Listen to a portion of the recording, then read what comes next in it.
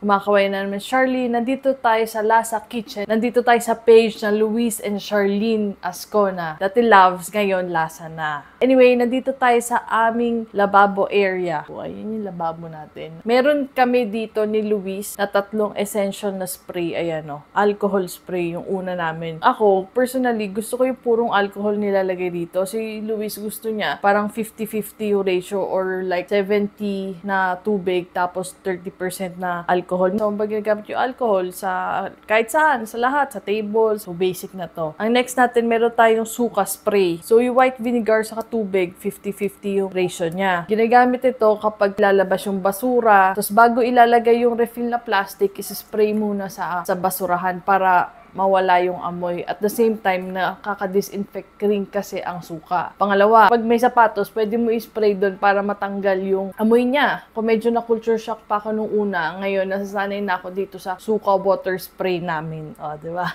Basta, iniiwasan ko ito i-spray sa mga bato like yung mga countertop na granite, marble, or quartz dahil nagkaka-effect siya yung acid dun sa bato. Ang recently lang na na-discover ko dito sa suka water spray namin ay naglilinis ako ng vegetable like yung spring onions or yung malunggay. So, ang ginagawa ko, i-wash ko ng water, ng running water, tapos isisprayan ko ng suka water. Galing, no? Sabi ko, okay nga, no? Kaya medyo ubos na siya, i-refill ko na lang. Men, wala ka aesthetics. Nakasulat lang, suka. Ang next namin, ang bago lang, siguro mga 2 years na namin pinapractice tong spray na to. Ngayon, this year lang ay nagkaroon kami ng hydrogen water. Ako naglagay nito dahil sa mga halaman. Combination ng water saka nitong hydrogen peroxide. Yan. Bakit ko ginawa to? Dahil sa orchids, parang nakikita ko may mga bacteria, basta may mga fungal eme-eme. Doon sa isispray ko lang dyan. Sa mga halaman. Na-scratch ka, kunwari. Yung na-scratch lang na medyo nagpula, sprayan ko lang na hydrogen water, or kunwari, nagsugat yung ingrown mo.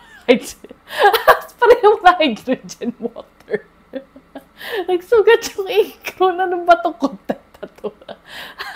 Ito ko kay tip, no? Hydrogen water.